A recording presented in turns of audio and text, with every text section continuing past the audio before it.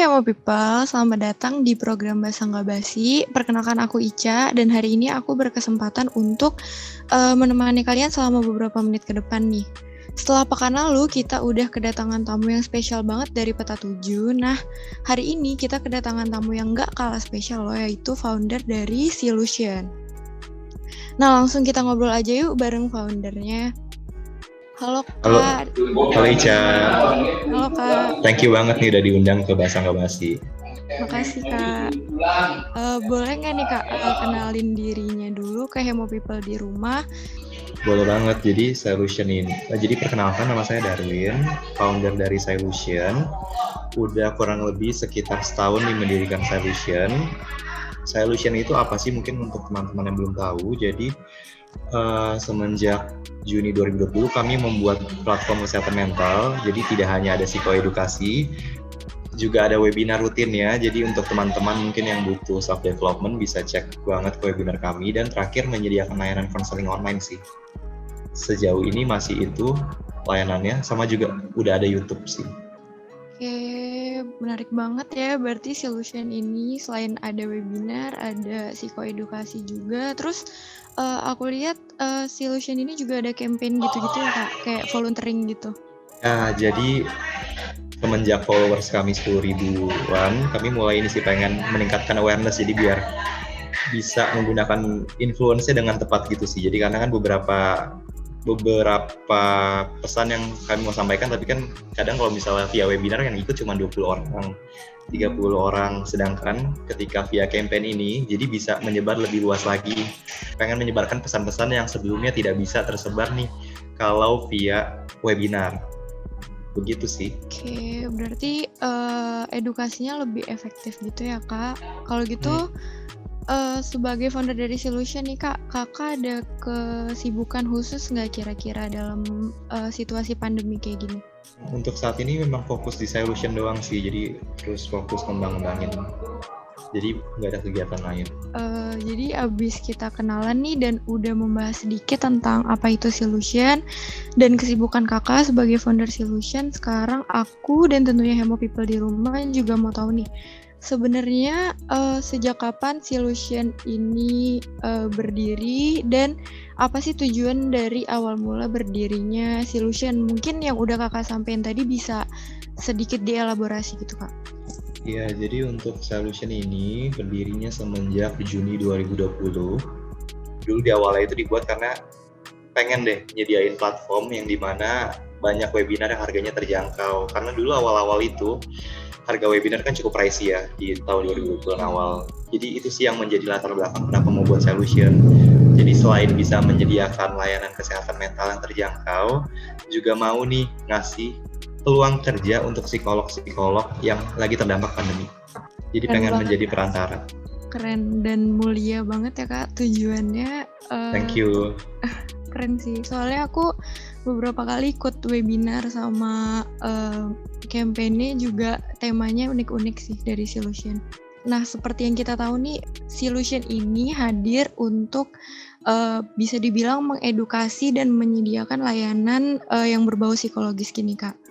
Lalu yang seperti kita tahu sekarang kan lagi pandemi gini dan tentunya tuh berdampak kepada masyarakat kan Kak, seperti tingkat stres meningkat, anxiety dan kayak ketidakjelasan masa depan gitu.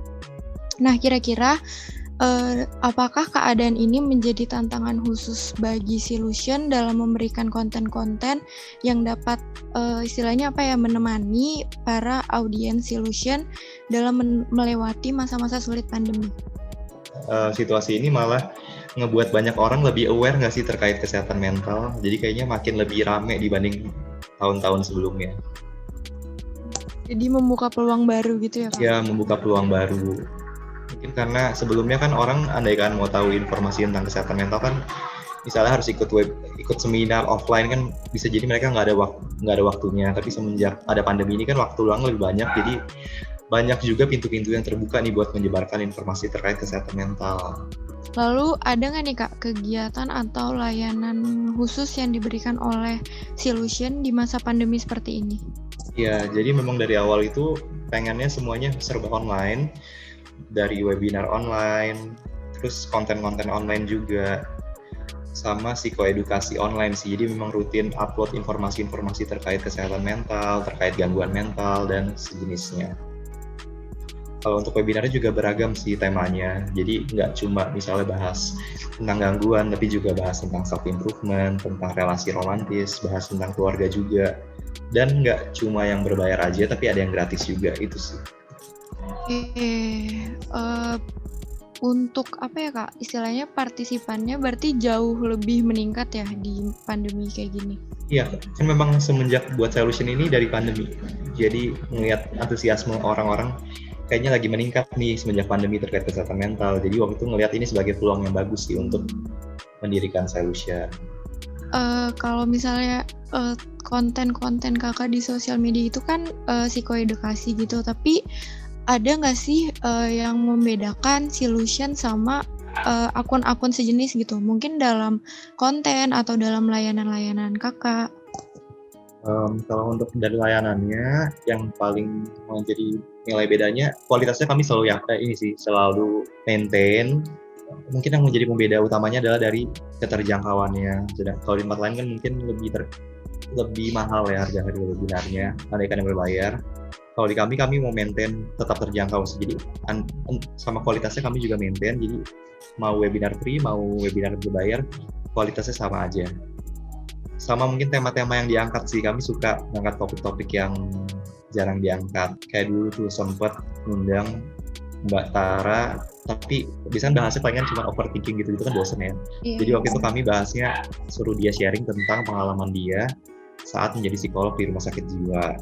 Pernah juga waktu itu beberapa kali ngundang psikolog forensik, bikin kelas healing. Iya, pokoknya topiknya sih yang biasanya unik-unik. Psikologi musik, yang kita juga pernah panggil musik terapis.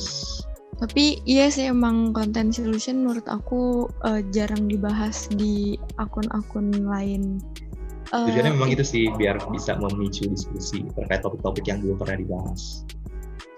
Ini mungkin pertanyaan dari aku sih Kak, dari aku personal. Menurut kakak gimana sih untuk masyarakat menerapkan psikologi well-being di tengah pandemi seperti ini?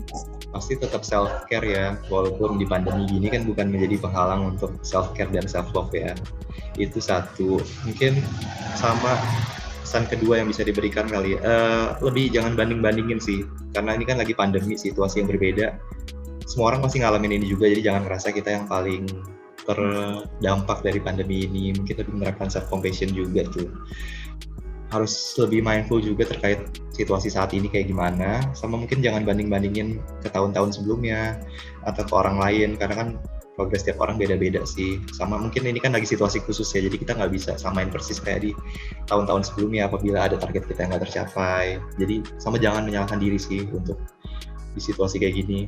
Okay. Sama yang terakhir tetap andaikan misalnya mengganggu, jangan lupa tuh mencari bantuan profesional. Oke, dan bisa dicari di Solution. Iya. Mantap. Boleh nggak nih Kak, ini buat pertanyaan terakhir, kasih closing statement nih buat Hemo People di rumah yang lagi berjuang menghadapi kesehatan mentalnya, terutama di tengah pandemi.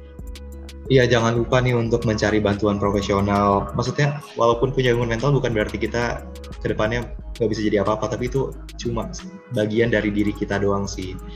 Jadi butuh kita empower diri kita lagi, butuh kita lihat sisi-sisi positif kita yang lain, sama mungkin untuk yang masih ragu nih untuk mencari bantuan profesional, andaikan kondisi mentalnya sedang terganggu, teman-teman Hemo People jangan takut nih untuk mencari bantuan profesional, karena biasanya kalau kita diemin aja nanti malah masalahnya makin besar tuh, makin bakal mengganggu keseharian kita, makin membuat kita nggak bisa beraktivitas sehari-hari. Jadi mungkin untuk teman-teman Hemo People yang masih takut, yuk coba memberanikan diri buat mencari bantuan profesional, karena sekarang andaikan harga mungkin menjadi penghalang, banyak kok tempat-tempat yang menyediakan layanan konseling gratis juga nih di masa pandemi ini. Jadi semoga biaya nggak menjadi penghalang sih.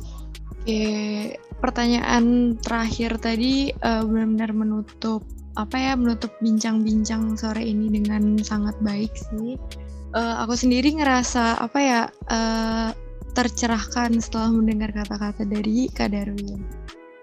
Sangat insightful dan juga menarik banget. Lalu walaupun waktunya singkat, tapi aku dan mungkin Hemo People yang nonton di rumah dapet banyak banget insight baru dan juga pelajaran baru nih yang bisa aku ambil dan terapkan sehingga kita nggak perlu khawatir dan merasa sendiri di pandemi seperti ini. Terakhir nih Kak, makasih banyak buat Kak Darwin atas waktu dan obrolannya.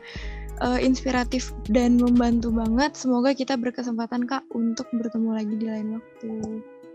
Terima kasih udah diundang untuk mengisi. Sama-sama Kak. Sampai berjumpa di kesempatan berikutnya. Aku Ica, host Basa Nggak Basi, episode 6 yaitu Solution menemani di tengah pandemi. Pamit undur diri. Sampai bertemu di Basa Nggak Basi episode selanjutnya. Bye Hemo People.